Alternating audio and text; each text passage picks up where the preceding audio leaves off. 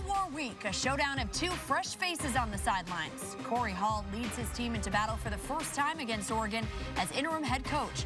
Well, it's the first Civil War for Willie Taggart and the Ducks, who are newly bowl eligible. The Beavers stunned the state with a win last season. Can they do it again on Saturday? A brand new edition of Talkin Beavers starts now.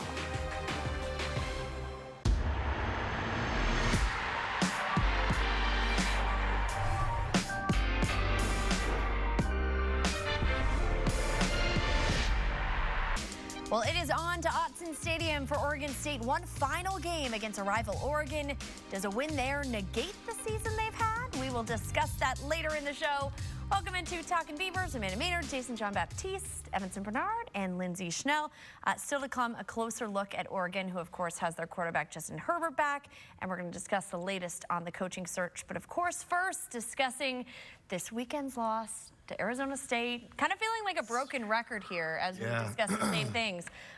What's kind of your reaction to what you saw on Saturday? Is the talent discrepancy that big? Because I don't think that it is. But when I turned the game on, I was like, I texted all of you and said, how are they down 14-0 already? It was real quick. And, you know, at the beginning of the season, I remember looking at the schedule and being like, all right, these are winnable games. And I know, right? The two teams were Arizona and Arizona State, right? And obviously we find ourselves, you know, falling back real quick against those teams. But yeah, it's tough. I don't, Can I say something? Can I say something? All right, settle in. I don't think tough, disappointed, frustrated are bad enough words to describe the season. I mean, this season has been abysmal. It's been a disaster. I mean, when the only team that you've beaten is still winless, and it's an FCS team in Portland State in a game that they could have won or possibly should have won was against Oregon State, that's an issue. That's a problem. I mean, like literally every single game that they've lost has been by, 2+ touchdowns. Well, and you bring up the talent level. I mean, so what is the answer? Because last season, I mean, they're not that different. I think that as we continue to go forward the next couple years and see where Oregon State is, this is on Gary Anderson, okay? Bottom line, he walked away and, in my opinion, just screwed this program over. I don't care that he didn't take the rest of the money on his contract. He got paid for the remainder of this season, which was a hefty chunk of change. And when I watch them, I just think, like, this is his fault. Yeah, I mean, the fact that, like, you can't go too deep in a lot of these positions and have players that could affect the game. And, from the snap, from the first quarter, you could tell that there's a talent difference in a lot of these teams that they're playing against. It's like, it's sad, really, honestly. I mean, for former players such as myself and Ev, it's like, what happened? Yeah. This isn't the university, this isn't the teams that we're accustomed to seeing. Right. And it's frustrating. It's not frustrating. It pisses me off, quite frankly. It pisses me off. So. Yeah, I think at the beginning of season 2, right, I think we had a lot of hype and a lot of, hope that this team was going to be successful. They had talent. The same talent we were excited about, I mean, they're still there. It's still there. It's the same people. I'm not sure where it went south, but it's definitely not what I thought. So I'm curious, for you two, do you feel like there were, at more than maybe any point in the past 10-ish years, more excitement from alums and from former players going into this season? Because that's when you two talk, that's what I feel like is like that. The passion. That the former players thought like this is going to be the year we break through. Not just you two, but a lot of them. Yeah, definitely. Yeah, I mean, and I think a lot of former players have voiced their opinion too on who's going to be the next coach. I've never seen. I mean, I always get texts from former players and teammates and whatnot, but this hire right here, it was not like the Gary Anderson hire. There are people very focused, very, emotionally invested. Yeah, I've been getting texts, emails, everything, and they've been asking me for Scott Barnes' email. And Scott Barnes is obviously a great guy, and he's reaching back out to those guys, which is really neat to see him taking his time, because he could have just emailed them back, right? But he's actually called them back and let them know, hey, we're working our hardest to get the right guy in. They want to make sure it doesn't happen again. I mean, and one of the things, and I've been completely I'm a very transparent person. Almost a fault of mine, but whatever. I think one of the reasons why a lot of the players are more invested now is because down the road, you have a team or a university that was also struggling, and here they are now on an uptick. Okay, so why can't that happen with us. So I mean, when you have a university down the street who you despise and don't like very much, and they're doing well or starting to do well, like you want to do equally as well too. So I think that's the reason why. Why are people more invested in this hire than when Riley left? Do you think because there was so much shock about Riley leaving? Yeah, I think the shock factor and a lot of, he was there for so long, right? And it really was a family atmosphere, with you. You could walk in there and hang out with Kate Riley and all that stuff. And Dee, it was just, this is totally different. I think this is a business hire right here. This is straight because business. Gary Anderson had no affiliation with Oregon State. Riley did. So I think there's a little bit of like, oh man, it's sad to see he might go, but at the same time we have to make a change. And so yeah. So obviously the coaching area is a place where they need to fix. We're also going to take a look at which side of the ball needs the most help in our Les Schwab Quick Fix. And here's a look at the Pac-12 stats for where they rank in both. So points, 12. Points allowed, 12. So I mean, you look. I mean, there's the bottom of the barrel at just about everything. So who needs more help? Or you can't even. So I think yeah, first of all, it's really tough, right? Like, how do you decide? They're both in bad shape. I think that it has to be offense because you have to have a quarterback to win in this league. You have to be able to score points in this league. Like, football in general right now is such a high-scoring affair, but especially in the Pac-12, people put a lot of points on the board. Right. I remember Kalani Sitake saying that, like, the days of holding someone to, like, 3-0 like they do in, the SEC, that's not going to happen. So I think it's offense. Yeah, definitely. I think offense is what runs the Pac-12. And the defense. I mean, obviously they make some crucial stops, but the offense is where the Pac-12 is known with all the offensive talent, the quarterbacks, and all that. So I mean, I didn't really look at the defensive stats. I don't really care for that. It's the offensive stats. Well, I mean, to me, the answer is really easy for me. I mean, what's the most important position on the field? Right. Quarterback. In any sport. And where are they struggling the most? Like, what position are they struggling at the most? Quarterback. So, the answer is offense for sure. Wow, that's saying something that the defensive guy here is like all about the quarterback. No. I'd be curious to get your take on, again, and whether or not this would work or not in the Pac-12, and something we've kind of talked about off camera. I mean, could you build a defensive powerhouse and make that work in the Pac-12? Or no, you really have to have... Utah is a defensive powerhouse, but here's the problem. When you come up against a high-powered offense and you can't slow them down enough, you can't score. Right. And Utah is different, and a huge part of them being so good defensively is they're extremely physical.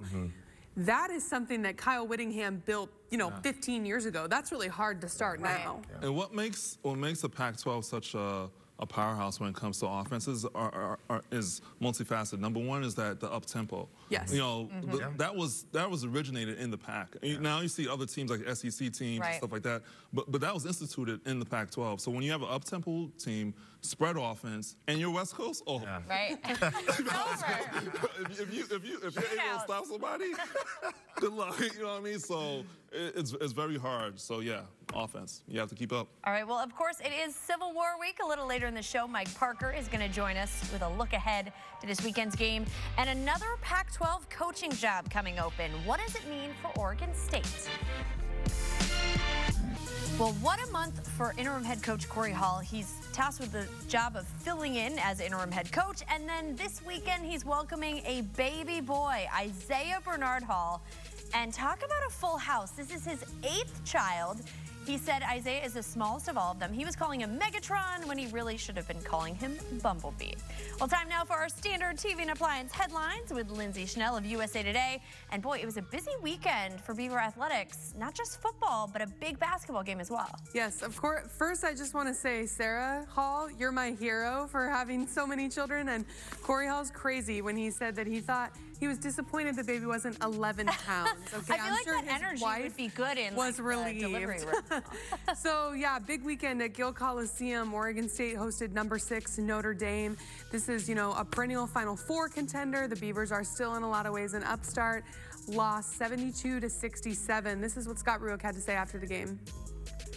We've got a lot of new faces in new places, and make it the one to Maddie starting, to Cap being out there 30 minutes, to Taylor being out there 20 or whatever, 19, and You know, so I think there's only growth. That's the only thing that could come from this. It's incredible game film. I mean, and so you wait for this moment. Well, as Scott Ruick said, you know, lots of room for improvement, specifically rebounding. Amanda, that was the name of the game. The Beavers were out rebounded 47-36. It's quite frankly why they lost, but lots of good things too. Michaela Pivick led the team with 19 points. Taylor Calmer had 12 off the bench, and the Beavers maintain their top 25 ranking. They are 18 again this week and on the road at Duke. So plenty of time for a signature win still in the non-conference. Long season. And number 2 is finally a heartwarming story from football. Okay, so of course this has been a really rough, unconventional season, right? Well, back against Washington State when Jake Luton was knocked out and turns out, you know, broke his back, there was this adorable little Oregon State fan named Silas that went to the hospital because he wanted to give Jake a cupcake. Aww, you know, he nice. wanted to make sure he felt okay, and he thought a cupcake would make him feel better. Well, Saturday, Silas got a cupcake back from Jake. Look how adorable that is. And I just have to say, Amanda, that Silas must watch Talkin Beavers because he is rocking that little beanie with the pom-pom, and it looks pretty cute on him. I love it. We need Looking to get him good. to do some promos That's for us. true. Next season, we might have a job for you. All right, and everybody wants to know about the coaching search. That's our third story. Okay, so, you know, interesting going on in the Pac-12 elsewhere that I think will impact Oregon State. Jim Mora fired by UCLA on Sunday, which was Mora's 56th birthday. Oh, so if you think you're having a rough no. birthday, at least you're not Jim Mora, although he got like $12 million when he got fired. It's an interesting birthday gift, like a twist. Bottom line is Mora didn't get the job done, especially with the transcendent talent like Josh Rosen playing quarterback. So a lot of people think that UCLA fired Mora with one game to go in the regular season because they want to be in on the Chip Kelly sweepstakes. All right, well, Jed Fish is the interim head coach for now. Here's what he had to say about Mora's departure. For changes to happen, it's never good. It's very emotional. We love Coach Mora. Our family loves Coach Mora. My daughters, you know, can't get enough of them, and it's been a very sad 24 hours. It's been interesting. We're all adjusting and trying to figure this thing out as we go. None of us have ever really been through anything like this, so we're kind of trying to come together as a team and just continue to push forwards. So we talked about UCLA being a possible open job last week. Now it is Which I was so right again. open. You're right.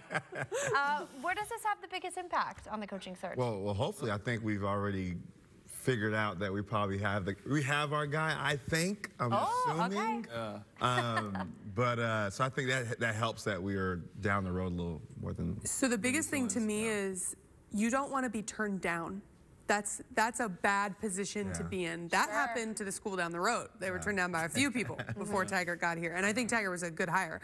But so you don't want to be in a position where you have someone and you're about to make an offer and now UCLA opens and then they're like, oh, I think I'm going to go look here. Yeah. But I think that those are two really different jobs for a lot of reasons. Yeah, So I think I was going to say that. Yeah, I mean, you know, UCLA is not Oregon State. Oregon State is definitely not UCLA. So I think the type of people that you're looking for are going to be totally Corvallis, different. a lot of similarities. UCLA knows who they want. I mean, you know, they got rid of Jim Mora on his birthday for a reason. Right. You know, it's to start that search early. So I think they really are, you know, focusing in on someone. And I think I know who that person is. I think Corvallis is a unique situation because you really get that college atmosphere that you don't get at UCLA. So the head coach that's coming in, does he want to be in Hollywood and be, you know, really undercover unless they're doing really, really well compared to being in Corvallis? If you're, you're the only show in town. You're only show in town, you know, so. And let's not forget, you know, UCLA also has a pretty good university down the street from them. No kidding. And USC. So, you know,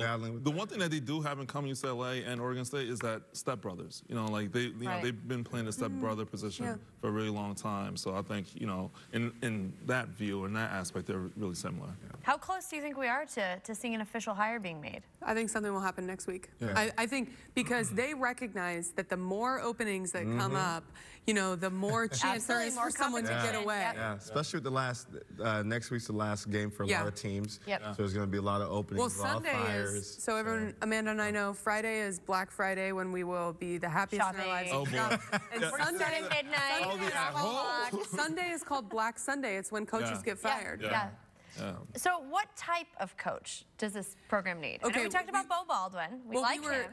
Yeah, they just need to hire Beau Baldwin. I think we're all pretty convinced that that's who they want to Jonathan hire. Smith, too. Hold on. Hold on. Like Jonathan. So to me, we were just talking about this off camera. Part of the reason that Wayne Tinkle has endeared himself to fans is that guy is a Beaver. That guy is part of the community. You know, you got him wearing a rally cap, 6'8", singing "Take Me Out to the Ball Game" at the baseball regional a couple years ago. Gary Anderson was very closed off. I think you need someone who wants to be in this community. Yeah, I think great point about Coach Tinkle. He is so fun to be around, and I think the engagement with fans and donors is phenomenal. So if we can get a head coach like that for football, yeah, and that's the thing too, is that this fan base is the type of fan base that if you start winning, you're gonna have fans like on your door, be like, "God, come in, God, come on." Well, you got to beat them back with a bat. So I mean, this fan base is yearning for that. I mean, they're craving for that They madness. want someone to be part of the family. Yeah, they want someone to be part of the family. You want to bring their kids over. They want to bring their grandma over. So no, I think, you know, with this next hire, I think they have the ability to do that. The question is, you know, how soon will it take to turn this program around? All right, still to come, it is Civil War week. What are the key matchups to look for this weekend? And after the break, how is this struggle of a season affecting recruiting?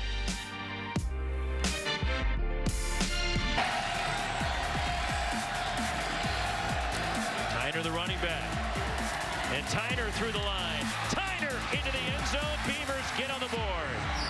12-yard touchdown run for Thomas Tyner. This drive, the direct snap to Dahl, then the handoff, cut back middle, Tyner, touchdown. Thomas Tyner, the Oregon transfer. Not been many of those from a Duck to a Beaver. They give it to Tyner on the fly sweep, and he's in for the Oregon State touchdown. And the Beavers say game is on. Well, an interesting week for Thomas Tyner, who faces his former team for the first time since joining the Beavers in the offseason. Coach Hall weighs in on his journey to get here.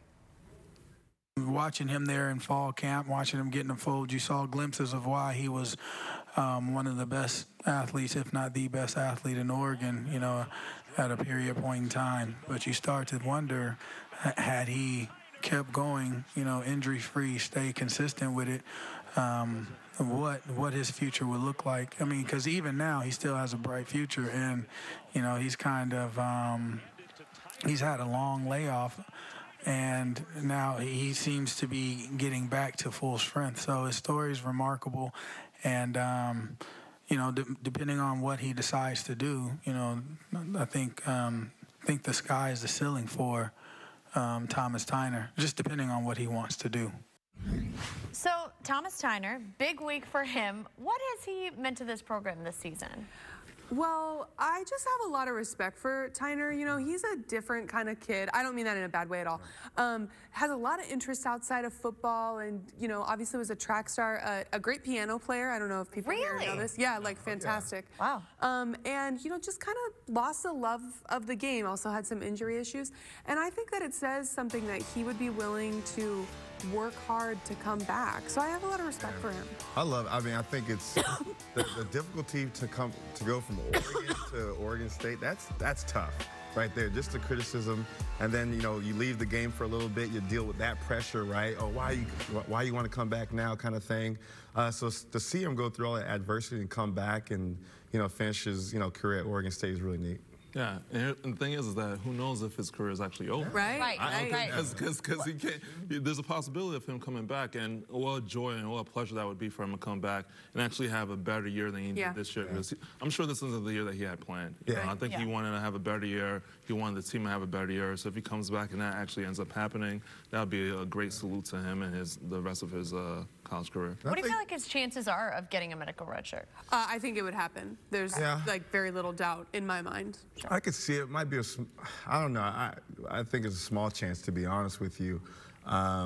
You know, I think now in college football, there's so many different variables now that it could be really tough.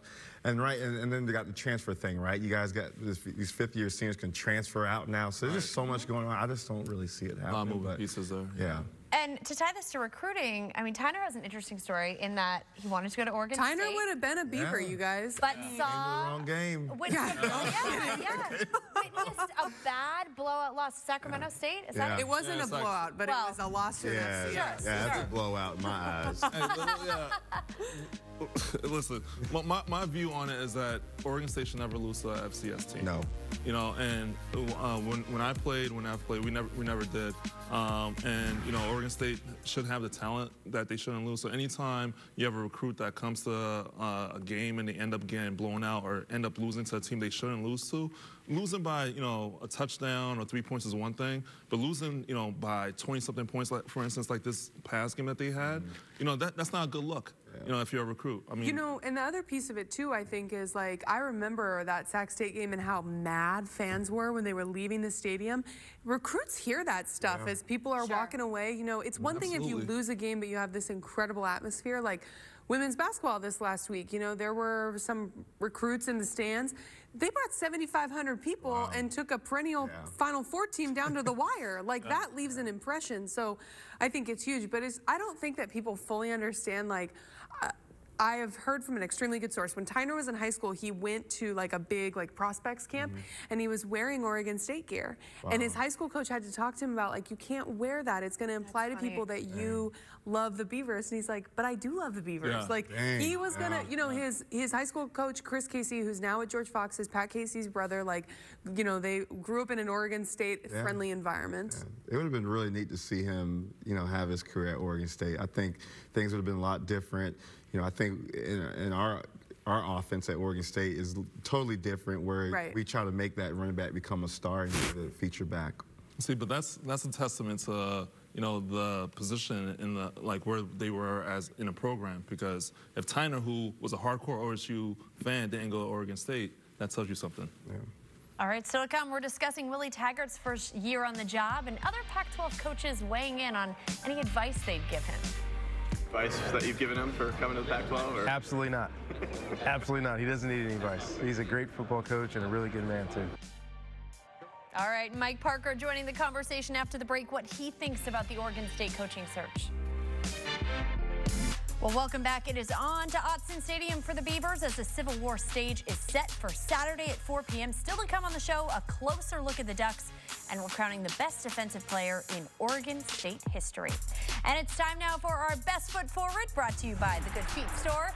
And it's always a good time when Mike Parker joins us from Corvallis to talk more about the Civil War. Mike, we have seen a lot of blowout losses for the Beavers this season, but you think that the Civil War will be different, don't you? I do, Amanda, I do. And I just base it on having been with the game for a long time. This will be my 45th consecutive Civil War in person, and I've seen every possible circumstance when it appears on paper to be an utter mismatch, and it doesn't turn out that way. No better example than in 2013 when the Beavers went down and took Marcus Mariota and Oregon to the final seconds before Oregon rallied to win when the Beavs were huge underdogs. 2 years ago, the Beavers pushed Oregon late, and I'm expecting a similar type of strong effort and push, and certainly interim head coach Corey Hall knows the importance of the game, and he's motivated these guys to stay together throughout this trying, tumultuous season. Corey Hall will have everybody on the same page. This is the Civil War, and there's nothing civil about it, right? It shouldn't be. So that point needs to be drove home constantly, repeatedly. Everything that you do, you're doing it in an effort to beat your crosstown rival. And, this is going to affect a lot, right? There are some recruits that we have committed that also have Oregon offers. So you gotta realize that it's bigger than you. It's always bigger than what you as an individual think it is. There are a lot of things that a game like this can affect. And so absolutely, my energy will be at 1,000, maybe even 5,000. if his energy is at 5,000, I'm looking forward to seeing what that looks like compared to the 1,000 or 2,000 it's been up to this point. I expect Corey Hall to be channeling the late, great DeAndros in terms of firing the guys up all week long, rhetorically, schematically. But I think on the emotional side, Corey will really have these guys at their highest pitch yet to go compete and try to win the football game. Yeah, no question, he has brought a lot of energy during his time as interim head coach. Do you think this is the last time that we see Corey Hall as in coaching, you know, in the coaching aspect of it? You know, my heart hopes not, Amanda. I mean, I hope that under whatever circumstances that Scott Barnes, Dr. Ray, and the search firm, which has delivered names and so on to Scott and Dr. Ray, I hope somehow in some way Corey Hall will continue to be part of the program, whether he's named the permanent head coach or whether he's part of a new staff. I think Corey has certainly won the hearts and minds of his players. Beaver Nation has been very impressed with him. I've been very impressed with Coach Hall. So I hope it's not the last of Corey Hall at Oregon State. I think both the university and Corey himself would benefit from him continuing in some way with this program. So speaking of the coaching search, we were just talking about with this group about Jim Mora's firing at UCLA. How do you think that affects the coaching search down in Corvallis? You know, it does create, it creates leverage perhaps for those candidates that are being sought, or at least that both parties might be interested in. Bo Baldwin, for example, I read in the LA press, may be in play for UCLA as a guy that clearly is highly respected as a bright offensive mind. Jed Fish, the interim coach succeeding Jim Mora Jr. for the time being, is also a guy that, you know, certainly his name has surfaced from time to time with the Oregon State search. And there's other names that I think do cross over a little bit. And UCLA has tremendous resources, but I do think the Beavers are in position to be competitive and offer some situations for a Bo Baldwin or others that may not be quite the right fit for certain candidates at UCLA that would be better fits at Oregon State. All right, thanks so much, Mike. We'll see you back here on Friday. Still to come, the damn best bracket reveal is just around the corner. Who's winning the battle between Nick Barnett and Bill Swancutt? And after the break, we're getting to know Willie Taggart's crew a little better in our Civil War preview. Willie's done a great job everywhere he's been. I got to meet Willie for the first time really this year, but I kind of feel like I know him a little bit better than that. My brother played at Western Kentucky and he played at Western Kentucky, so I've kind of known about Willie for a long time through the years and very respected what he did at Western Kentucky and at South Florida, and I know he'll do a good job at Oregon. In our Toyota of Portland on Broadway tune-up, new coaches on both sides as Willie Taggart leads Oregon into his first Civil War as head coach of Oregon. The Ducks' defense much improved this season. You can see allowing fewer points, fewer total yards, and getting a few more turnovers. So the Ducks come in 6-5. They picked up 3 Pac-12 wins, and he's got them bowl eligible right now. Yeah. Getting Justin Herbert back is big. Huge. We'll talk about that in a second. But how would you grade Willie Taggart's first season? I think he's done well. I mean, considering that, you know, Royce has been struggling with some injuries, but he still has played really well. You lose your starting quarterback, you have to go to your secondary quarterback, and he's been able to keep this team, you know, uplifted and still playing well. I mean, they're bowl eligible. I mean, that alone tells you a lot right there. And I think he hired a really good staff, you know, particularly with what Jim Leavitt has done on the defensive side of the ball. That's, you know, that's on Taggart. You know, Taggart convinced him to come. Yeah, it's impressive. You know, I think going into it, you know, I looked at we had the guys that they had possible to take that job. I was like, oh man, whatever. I look at Tech, I was like, I don't know who that is. Yeah. But I like him. He's at the South Florida connection. Yeah. He's a Florida guy, and coached at USF, and so I was kind of a little worried about that because I knew he had that juice, that swag. Yeah. He's a great recruiter too. Yeah, that's going to be big going forward. But it's interesting to think about. Florida's open right now. A&M is probably going to make a run at Jimbo Fisher at Florida State. Would Willie potentially go back east? Yeah. This is going to be a crazy coaching carousel. I feel like I've seen in there. Yeah. Okay, quarterback Justin Herbert is finally back. He's returning from a collarbone injury. Threw for 235 yards and a touchdown against Arizona. First action since September 30th. How did he look? Any rust on him as he works his way back? Listen, he could pass the ball downfield 12 yards, so that was a huge improvement from Braxton Burmeister. Yeah, I mean, you know, the truth of the matter is that anytime you've been off for that long, there's going to be a little bit of rust, but he still played really well. Yeah. I mean, he's been efficient ever since he's, you know, started for them, and he maintained that, you know, this past Saturday against Arizona. Well, yeah. No, I was going to say, you know, and he didn't really have to do much. I mean, you know, they were able to rush the ball really well.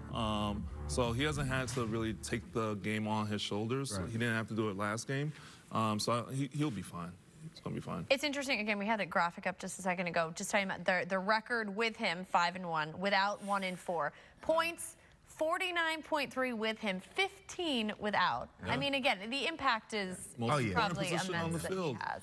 Yeah, quarterback. And Burmeister is bad. Yeah. Like, you know, this is... We know bad quarterbacks. Well, no kidding. But, like, this goes back to what we've talked about with it's hard to keep quarterbacks on a roster now because if kids don't start, they want to transfer. Yep. Right. That's exactly what happened. The Ducks lost 2 kids who said, I want to start, and they left. They could have started, you know, in a couple weeks. Yeah. Sure. Yeah, I think the days of having, like, 2 to 3 legitimate quarterbacks on your roster are gone. Yeah, I mean, those days are done. You just can't keep them. You can't keep them. Yeah. So maybe at the top programs, because like people will wait to play at Alabama. People will wait to play at Ohio State. Especially if you're winning national championships. Yeah. Right. but that's few and far between. Absolutely. You know? And I think they tell them that early in the recruiting process. You're going to sit on the bench for a year and learn the playbook. Yeah. Okay, so we brought up an interesting topic with you all last week that had varying answers. If you beat the Ducks, does it wipe out a bad season? Well, we asked Corey Hall. Here's what he had to say. What a signature win means is, you know, where the team is headed. You know, and again, how they finish and how they compete really kind of speaks to the depth and it speaks to what to look forward to.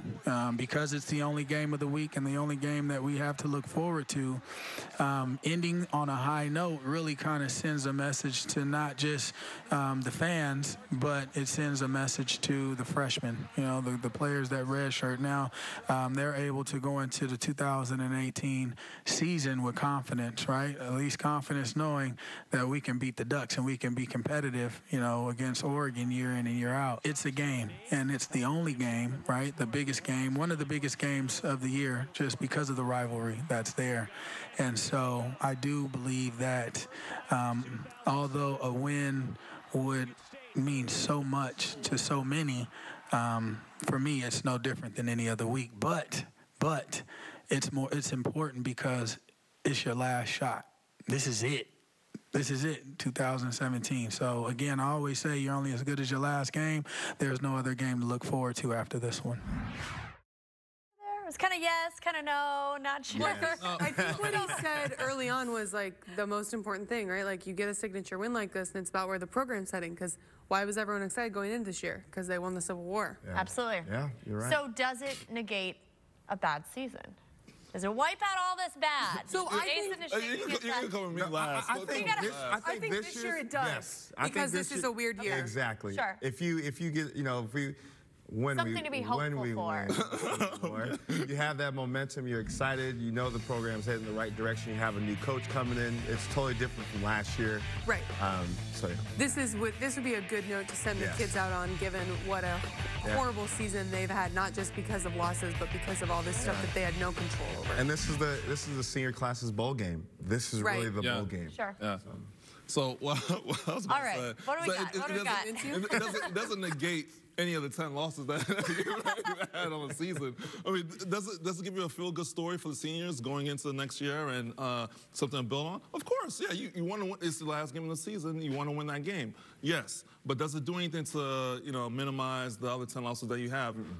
Hell to the nah. It doesn't. So, I mean, I'm just keeping it real. You know what I mean? Like, no, it does not. Like, listen, when you take a billboard out, because whatever it said, like, home of the winners of Oregon, or come on, like, nah, I don't want to see that. Grasping at straws. Yeah, come on, like, you're grasping at things right there. Go to a bowl game, win majority of the games that you have for the season, then you could start talking, and then it could mean something much more than being in the rival school. I don't care about that. Okay, if you win the Civil War, and you're trying to convince Ryan Nall to come back. We don't know what his future, he was kind of vague this week. Does a Civil War win mean anything when you're trying to keep guys like Noah Togiai and Ryan Nall around? Does it help, or does that not matter at all? Ryan has played so well against the Ducks that I don't think you can say to him, like, Ryan, the last thing on your list is to beat them, because he's done it. Yeah.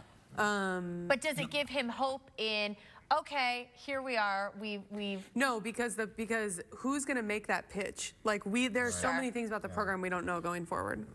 So, just a lot of unknowns. All right, still to come, we're going back to our damn best bracket. We are one step closer to crowning the best player in Oregon State history. Yeah. In our Comcast business class, Built for Business, we're looking to crown the top performance in Oregon State history in our damn best bracket. And we're looking at the defensive matchup we threw out there last week. Nick Barnett versus Bill Swancutt. Who is moving on? Wow. Yeah, I saw that this one. This is an interesting one. Nick Barnett, 56%. What do you think about this one?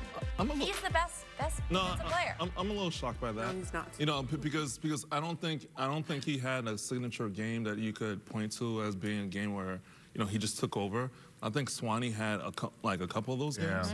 But, you know, Linz and I kind of talked about this before. Like, neither one of them are the best, you know, defensive players of, you know, for Oregon State. I think Jordan Poyer is the best defensive player of all time for Oregon State. So, I mean, there's so many. I put Jordan Poyer in the top 5, not 1. Who would you have number 1? Really? I mean, when you look at All-American honors and you look at awards that he won, it's not close. All definite. Okay, so we're on to our next matchup. We've got Terry Baker versus Steven Jackson. So who's moving on? This is come on. This is tight. I don't know. We had a surprise back in the days. but here's the thing: is that, you know, like, both Evan and I have a special relationship with Stevie J. Like, we both played with him, so we love Stevie J. But, you know, it has to be Terry. It's the Heisman. It is the Heisman. I've been preaching to that. But if he doesn't win the Heisman, right? It's not even close. Yeah, we're saying Stevie J all day. No, that's interesting. You think so? I think so. Yeah. Honestly. I mean, because, you know, Terry Baker was a phenomenal athlete. I mean, like, he played. And he was such a good athlete. That's part of his legend. Exactly. So he was, but in terms of football player, just looking at the football side of things, Stevie just did incredible things. Man, Stevie, it's not incredible things. He put fear in defenders. Yeah. Like you were scared to tackle him. Guys didn't want to touch that dude. Yeah. I bet you he probably gained extra yards just because of the fear of tackling that guy. They're like, you know what? Because they were afraid he was going to hurt him? Yeah. Run him over? 6'3", 240? So let me tell you something.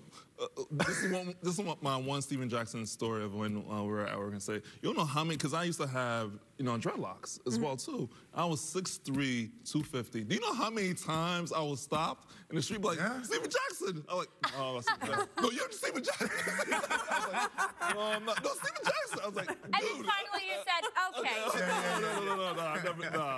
No, I never did. Because, I mean, he was a big guy. He was a big dude. Yeah. So. All right, well, we have plenty of Beavers coverage throughout the week to get you ready for the Civil War. Inside the Huddle airs Thursday, Thanksgiving. You can have your turkey, watch a little Beavers coverage. That's at 9 p.m. And then Go Beavs Friday night, and we'll wrap everything up. An off-season preview coming up next Wednesday, another edition of Talking Beavers. But right now, let's get you to the OSU Beavers story.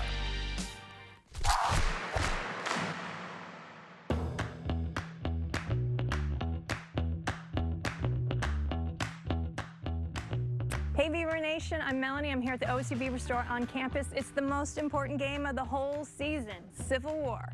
I'm here to feature our long sleeve tees. We've got a ton of men's long sleeve tees performance wear, but the most important one is our game day tee, Civil Damn War. Let's beat them Ducks. Get all your gear and more here at the OSU Beaver Store. Fans start here.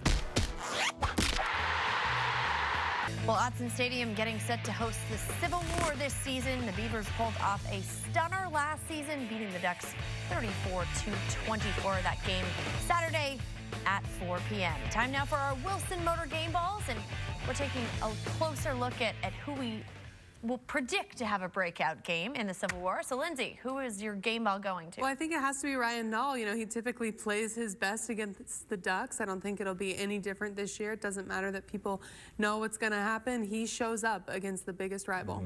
All right, Jason, who do you have?